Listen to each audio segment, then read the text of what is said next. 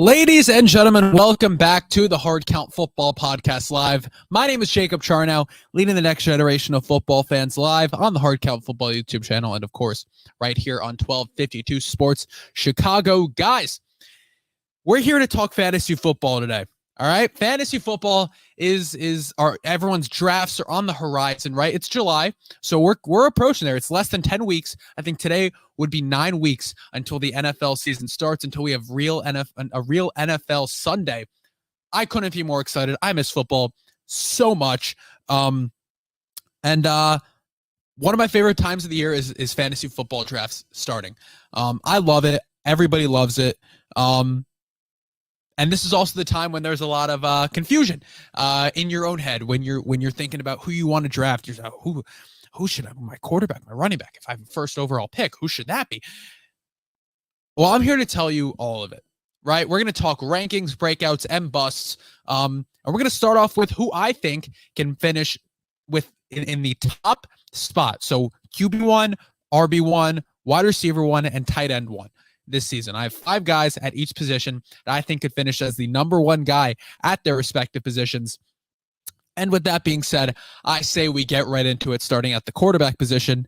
And for the quarterback, at quarterback, my number 1 guy is Josh Allen, who I think will finish as the QB1 this year in fantasy. He's just a monster. He's a powerhouse. Dual threat ability, big body. He can throw, he can run. He can do everything you want with your fantasy quarterback. Anything you want him to do, he will do. I promise. He's going up against some relatively weak defenses in the AFC East. The Patriots don't show me anything special. The Jets are young, and the Dolphins are up and down. And the Bills they're good enough, and Josh Allen is good enough that they can break apart your defense no matter what defense you're playing. I think the Bills are coming out this season with a vengeance. I think they want to win. They want to make up for that AFC divisional round loss because that was ridiculous. They're pissed about the coin flip. They want to come in and dominate. Everyone knows, I said it 2 weeks ago, they are my Super Bowl pick. Josh Allen's my MVP pick for this year, and I think he finishes as the QB1 in fantasy. So I'm obviously on the Bills train. Another option, definitely could finish QB1 is Justin Herbert. Justin Herbert, same thing, big arm. This offense is explosive. They are going to score a ton of points on everybody this year. They're going to be in a lot of close games, a lot of shootouts, which is kind of what you want from your fantasy quarterback. You want it to be throwing the ball. That's what the Chargers are going to be doing a lot this year. Last year, Brandon Staley didn't use Justin Herbert that well. I think that changes this year. I think that they had an offseason to talk about it. And I think Staley allows Justin Herbert to work more. Let him throw the ball. He'll find Keenan Allen. He'll find Mike Williams, find those downfield guys. And I think Herbert could definitely finish in that QB1 spot. Lamar Jackson is another one. Lamar's an obvious one. Just, his ability to scramble makes him a threat in fantasy no matter what. He gets those yards. No matter who his targets are, no matter how his arm is, what your opinion on him is, he's going to run the ball. He's going to get yards. Everyone wants to say, all right, well, they're going to figure out Lamar. It's been what? She's a rookie in 2018, so 4 years now. No one's figured out Lamar. No one's figured him out. He's still a threat in fantasy. He could definitely finish in that QB1 spot. Jalen Hurts is another one. A lot of people want to bash Jalen Hurts every single time they can. That's not what I think of Jalen. I love Jalen Hurts. I believe in him. He can scramble. He has a good arm. He is an accurate quarterback. Now he has all the weapons around him to succeed. I love what the coach is doing there in Philly. He really grew on me. His name's blanking on me, but the coach of Philly he's good. I really like him. I like what this Philly team is capable of. In terms of fantasy, Jalen Hurts can scramble, he can throw, he can do it all. Great weapons to work with. They'll trust him to throw the ball, and he knows when to use his legs.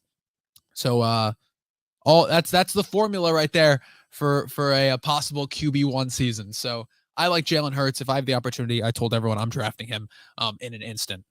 And then Russell Wilson is my fifth pick here. This whole let Russ cook thing will really have a chance to develop in Denver. Russ has all the weapons he can possibly need with Cortland Sutton, Jerry Jeudy, Tim Patrick, all those guys. A solid run game, which doesn't matter for his fantasy output but all the weapons. He'll be able to throw the deep ball. Nathaniel Hackett, new coach in Denver. I truly think he is going to want to let the veteran throw the ball in his first year. It's going to be similar to what Stafford did. And everything that Russell Wilson wanted to do in Seattle, now he'll have a chance to do it in Denver. Another team who's going to be in a lot of shootouts this year, that entire AFC West. So I love Russell Wilson. Everyone knows that. And I love the weapons. I love the coach. It's another great formula for a QB1 season from Russ, because we know that he can do it. Moving on to running back. RB1, it's a position that changes every year. There's some guys who no one knows that are going to come in and compete and finish in top 5. One of those guys was Elijah Mitchell last year. Elijah Mitchell was fantastic for the 49ers, and no one knew his name coming into the season. I promise you, he was available in all of your leagues after week 1, right? Just no one knew about him. But here are 5 guys who you definitely know that could finish in that RB1 position this year. Number 1, Jonathan Taylor. Jonathan Taylor is the obvious pick, the favorite to finish as the RB1. Last year finished as RB1, led the league in rushing touchdowns and rushing yards. He was dominant last year. He'll be dominant again. It's a great offensive line in Indy. Offense is perfectly designed for him. So I love Jonathan Taylor to finish as the RB1 this year. Another guy who can, Derrick Henry. These guys kind of go hand in hand when we're talking about that RB1 fantasy conversation. Derrick Henry is a guy who could break out at any point for that 99-yard rush. We've seen him do it the past 3 years now. If he's healthy, he wasn't healthy last year. Still finished as I want to see the RB9, and he didn't play half the season, so that's ridiculous on its own.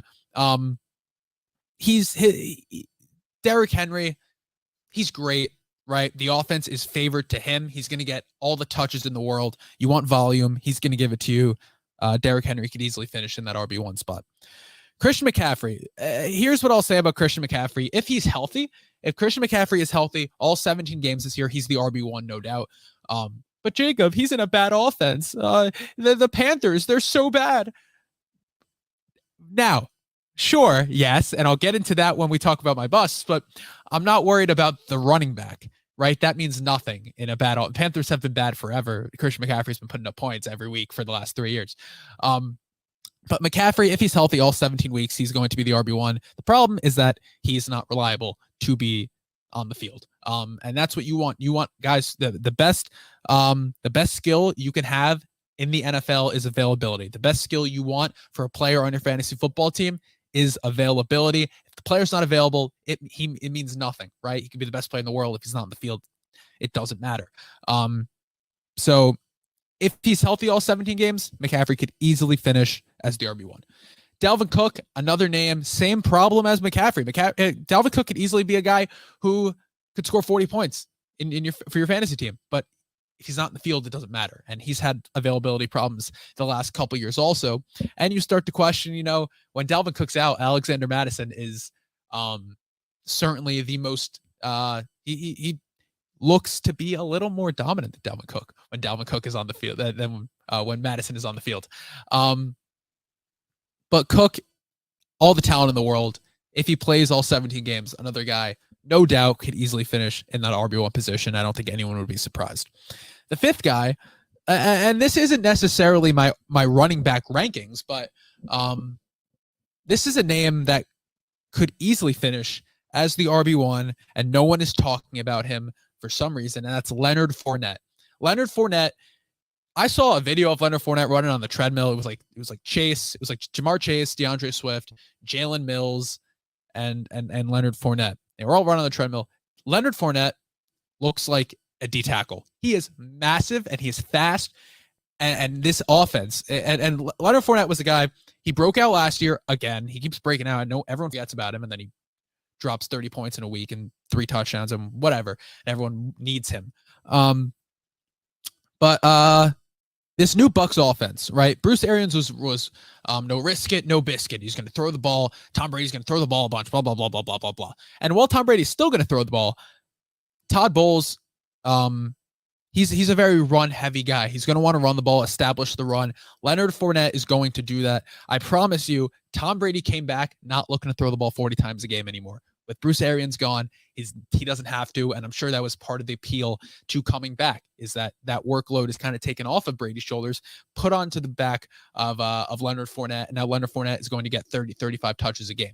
I wouldn't be surprised to see it, and he's absolutely going to produce, right? Because the Bucs have a great offensive line, and people and if you're playing the Bucs, you're not used to them running the ball the last couple of years because they haven't done it. They're going to see more success when they're putting the ball in Leonard Fournette's hands, and he could absolutely finish as the RB1 this season. Receiver. Here we go. Wide receiver position. Number 1, Cooper Kupp. Triple Crown winner last year. Did most receiving yards, receptions, and receiving touchdowns in NFL history. He had the most successful season of any receiver in NFL history. The only player to get the Triple Crown in one season. Jerry Rice did it, but it was across different years, so makes it that much more impressive for Cooper Kupp. Kupp, in the second year in this Rams offense, the connection was there with Stafford in year 1. Now give him the full offseason to work with it after they just won the Super Bowl. He could easily do it again. He could be just as productive. And I do not think that last year was an outlier for Cooper Kupp. I think he remains dominant again. Justin Jefferson, another name, same thing. Jefferson continues to get better and better and better. And it feels like every time I'm watching Justin Jefferson play, he is always open. He is by far the shiftiest person on the field, the shiftiest receiver in the NFL. He's impossible to guard. You watch these quarters try and guard him. You need safety help. You need to double team this guy.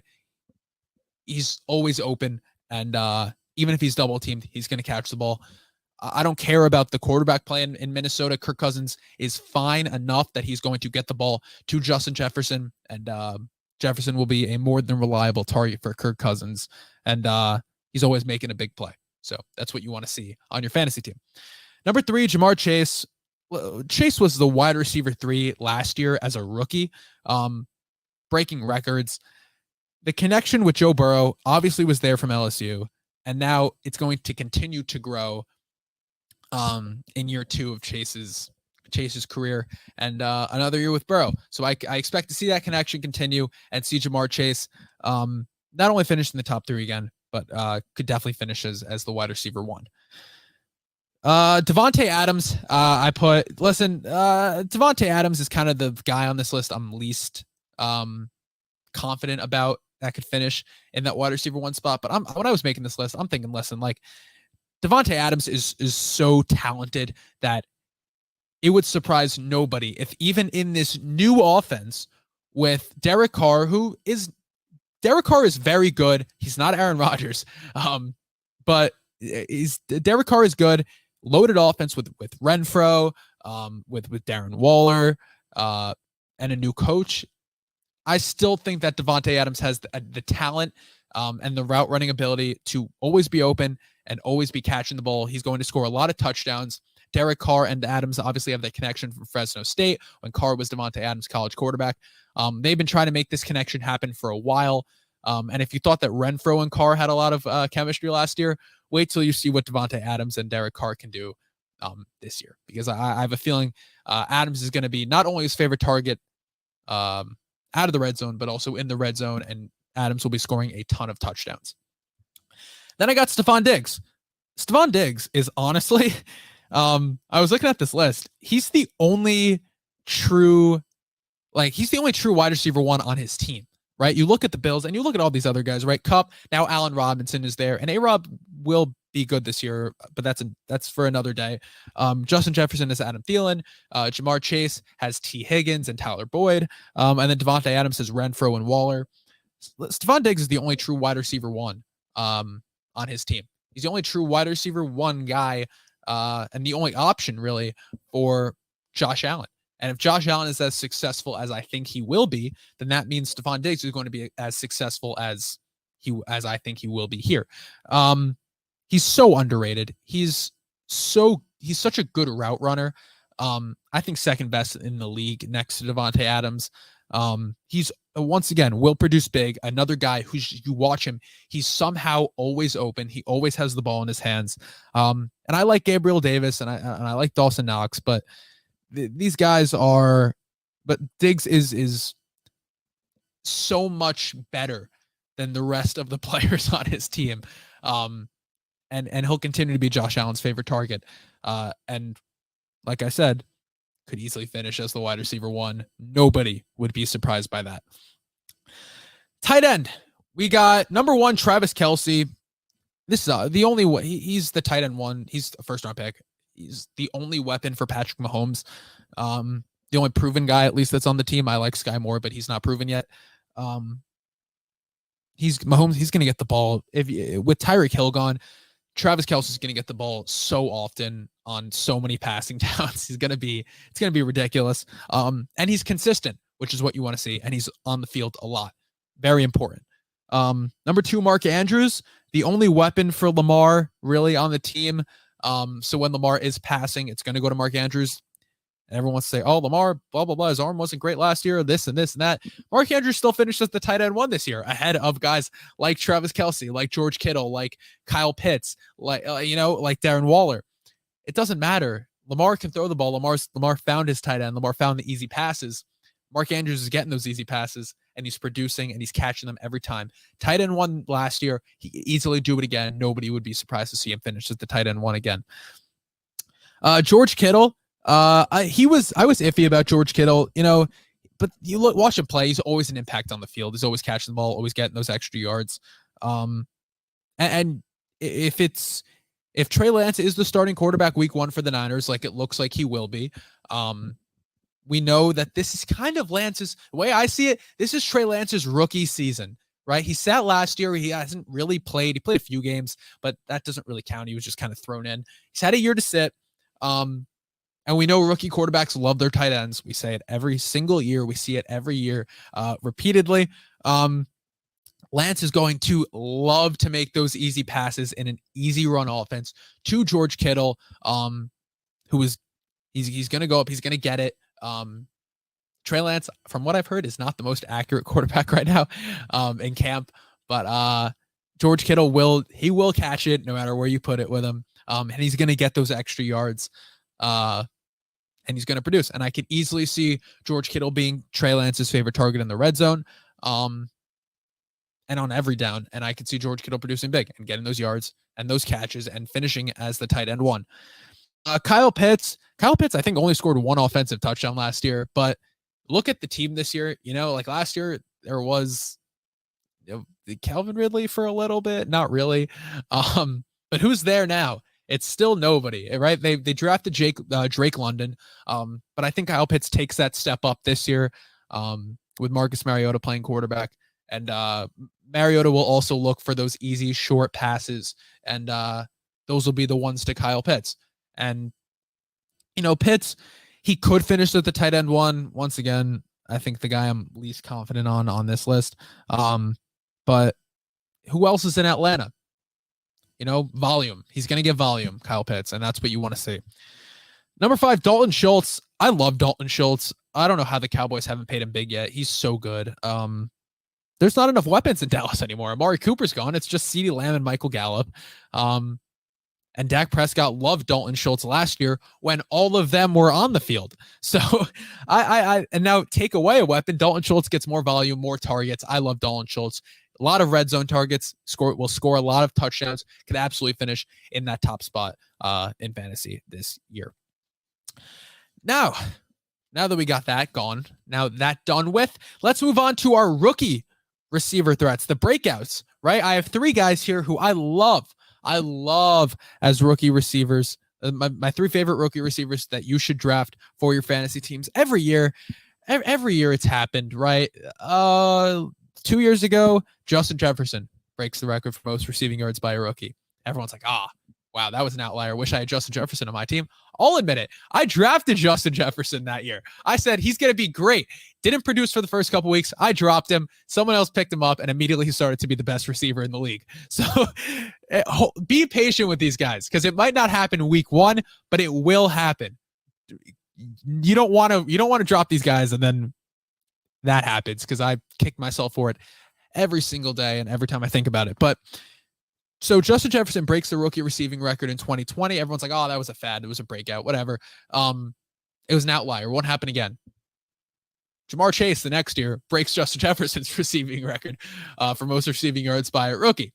Now, I'm not saying that record is going to be broken again this year, but the jump between college to the NFL, especially at receiver, is much less than it has ever been, right? These guys don't need a year to settle in. They can produce week 1, year 1. Here are 3 guys that could absolutely do it this year. Rookies that were drafted. Number 1, I've been very vocal about how much I love this kid and how much I love him in this offense. Chris Olave out of Ohio State, the Saints' first-round pick. I think he went 11 overall. Listen, Olave, you look at the offense, he specializes in the deep ball, right? Broke the record for most receiving touchdowns in Ohio State history. Now he's on the Saints. Look who's playing quarterback for him, man. Jameis Winston, a guy who has loved to throw the deep ball and has really, after he left Tampa, didn't have that deep threat ever, right? Who was he throwing? I forgot. I forgot the guy's name he was throwing to last year. And that guy was still producing for a little bit. That guy was still Marquez Callaway. And Callaway was still like a guy you should have on your team. And he was a no-name last year before Winston started throwing the ball. And then Jameis got hurt, and then Callaway was all of a sudden a no-name in fantasy. Now you get Olave. Now you get Winston coming back. I'm telling you, if Winston was putting the ball in Callaway's hands, now imagine what he's going to do with Olave, who's going to be open down the field every single play because of his speed, right? He's going to love him. He's going to find him, and Olave's going to not only get yards, he's going to score touchdowns. It is the formula you want, right? A reliable deep threat. The ball's going to be in his hands. He's going to get the volume. I think Olave could have a breakout year in year 1. And everyone wants to say, all right, well, it's a crowded offense with Michael Thomas and Jarvis Landry. None of them fit Winston's arm ability nearly as much as Chris Olave does, which is why I think Olave will be the wide receiver 1 on the Saints team this year, which is kind of a bold take but I don't know how it is. There's logic there. It's I think he finishes as the wide receiver 1. Christian Watson, the Packers' 2nd-round pick. Listen, Aaron Rodgers is going to throw the ball a lot. We know that. We know he's going to throw the ball a ton. He's Aaron Rodgers, and he's great in back-to-back MVPs. Christian Watson's going to be getting targets week 1. He's a guy who should be getting targets week 1. Christian Watson's the best option to catch the Aaron Rodgers deep ball, right? Watson has the size and he has the speed to get open and get up on a contested catch and make that grab, which Aaron Rodgers will love immediately. Everyone wants to say Allen Lazard is the wide receiver 1 there. I love Allen Lazard. I think he was solid last year. I think he's a very solid wide receiver 2. I don't think he will be the wide receiver 1 in Green Bay. I don't think he has the versatility as a receiver like Christian Watson does, and like I expect him to have in Green Bay. And I think Green Bay, if they use him correctly, Watson could be a top receiver in the league before they know it. Number 3, Treylon Burks. So the Titans get rid of A.J. Brown, and they replace him with A.J. Brown. That's right. The closest player comp to Treylon Burks is A.J. Brown, which I think is hilarious. 6'2", 225 receiver out of Arkansas. He's excellent after the catch. He's fantastic. He's not a guy who's going to be – he's not going to break out on a post, he's going to be a guy they're going to use on screen passes, and they're going to use on slants, and they're going to put the ball in his hands. All you have to do, put the ball in his hands, let him work. This is a play action heavy offense. Ryan Tannehill, when Derrick Henry doesn't have the ball, Ryan Tannehill is not going to be looking to throw the ball deep. We know Ryan Tannehill does not have the most impressive arm strength. That's fair. He's going to be looking for the easy pass. Who's going to be open on the slant on a screen? It's going to be Traylon Burks. Put the ball in his hands, let him run. Could absolutely, put up those numbers in terms of fantasy, those catches, that yak, that everything you want to see for your receivers in fantasy. So I like Traylon Burks as a possible candidate for a breakout year in year one.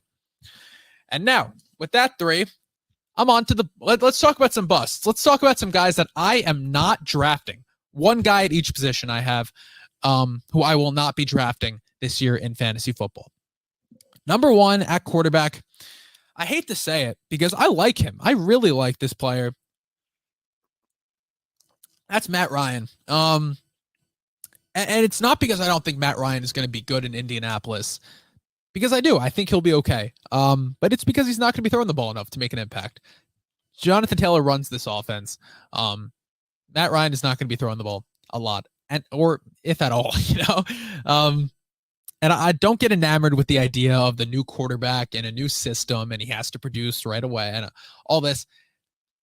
The arm talent is there for Matt Ryan, but his arm strength has kind of deteriorated. And what receiver weapon? I'm not thrilled with the receiver weapons. The receiver threats. In Indianapolis, no one impresses me.